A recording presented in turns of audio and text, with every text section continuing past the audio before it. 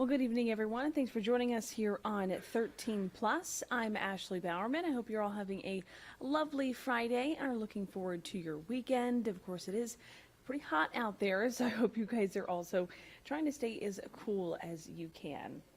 Let's go ahead and jump right into our stories for tonight. This one's pretty interesting, especially as we start to see more and more electric cars out on the roadways. So a grandmother put her grandchild in a car seat in the back of her Tesla, shut the door, and then a battery died without warning. That meant the little girl was trapped, and firefighters needed an axe just to get her out. And this is sadly not an isolated problem. Gary Harper has a closer look at the issue. When it comes to charging a Tesla, it's pretty easy. You just plug it in and you're all set. But there's one specific battery on a Tesla that operates electronics, including door latches and electric windows. And if that battery goes out, you have some big problems. It's going to take my granddaughter to the zoo. Renee Sanchez says she's a big fan of Tesla, but what happened to her recently has changed her mind. That's because Renee tells On Your Side she loaded her 20-month-old granddaughter into her car seat for a trip to the zoo. And I closed the door, went around the car, get in the front seat, and my car was dead. I could not get in. My phone key wouldn't open it. My card key wouldn't open it. As On Your Side explained in a recent On Your Side report, when the Tesla battery that operates electronics dies, there's a hidden latch on the driver's side armrest that will unlock the door manually. It's a latch many Tesla owners don't know about. But in this case, Renee was stuck outside of her Tesla while the toddler was trapped inside, buckled into a car seat. Renee tells On Your Side she had no option but to call 911, which immediately dispatched Scottsdale firefighters.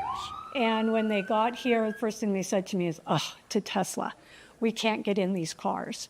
And I said, I don't care if you have to cut my car in half. Just get her out. Firefighters were forced to break a window with an axe, but they first covered the window with tape to keep glass from falling inside.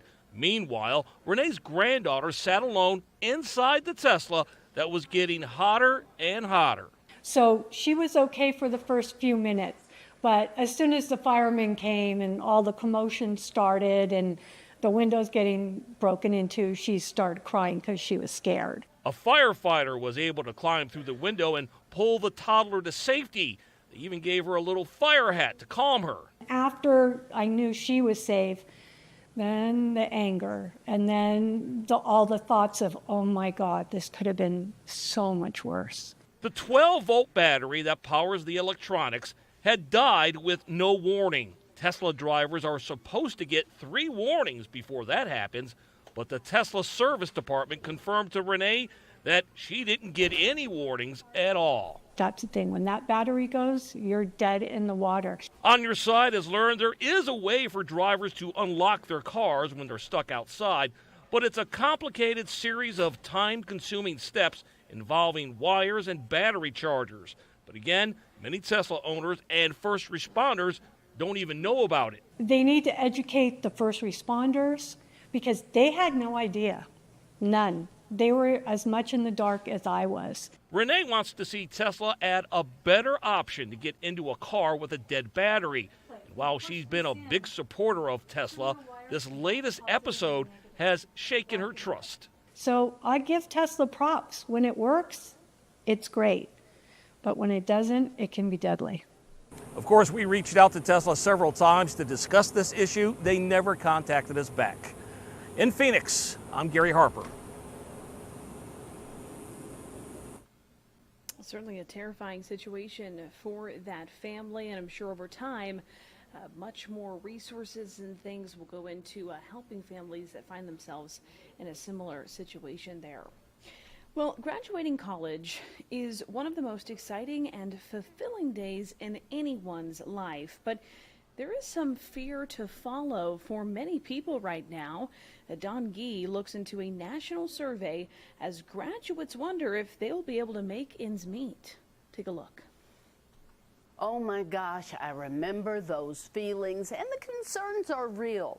Most of us aren't taught much about personal finance, so when it comes time to manage our money and start our adult life, confidence and knowledge is often lacking. After years of hard work and thousands of dollars in college cost, many students receiving their degree are also feeling a pretty high level of anxiety, fear, and concern that comes along with that diploma. The thing that college students told us they are afraid of the most this year, post-graduation, is finding a job. In the results of WalletHub's 2024 Student Money Survey, 39% of students surveyed feared failure and finding a career after college. 46% prioritize making money over following their passions professionally. Among all students who borrowed for their education, the average student loan balance is $38,290, according to mid-2023 data from Experian, one of the 3 national credit bureaus. For these new graduates, the high cost of a college degree could be the reason money is top of mind in the survey. Student loan debt is a close second. I think a lot of students are saddled with this massive amount of debt. Tuition has gone up a whole lot in the past 10 years or so, too. 35% of graduates list their student loan debt as their second highest concern after graduation. And the economic anxiety doesn't stop there. 15% of students are not comfortable talking about money with their families. 54% report being negatively impacted by a parent's debt. Post-graduation fears that tied in the survey at 13% were credit card debt and fear of living with parents. 3 out of 4 students asked thought their tuition was a good investment. But one place just about everyone thought it was lacking. We've gathered from this study that financial literacy gaps really exist in a big way. Many students wish they learned more about taxes and budgeting before adulthood. Credit scores, credit cards, and the value of a dollar were the other key financial topics students listed in the survey. Nearly half of students told us that their schools aren't adequately educating them about personal finance. Now, this will be a lifelong skill. Develop a rational budget, even if you don't have the job of your dreams yet. If you have student loans, develop a repayment plan. Don't run from your creditors. As far as getting ready for that job, make sure your resume is updated and ready. Don't use an old resume. Clean up your social media footprint. It does matter. Your job is to find a job. That's what you should be doing. But remember, don't be too hard on yourself. Helping you make ends meet. I'm Dawn G.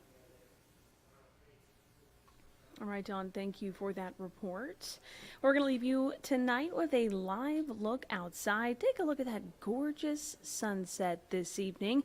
Of course, we are continuing to track some top stories here in our local area, including the Freeman Fire, which is burning about 50 miles north of Tucson. It has really blown up overnight, so we will be continuing to follow that tonight at 9 and 10, as well as all of your latest sports and weather news.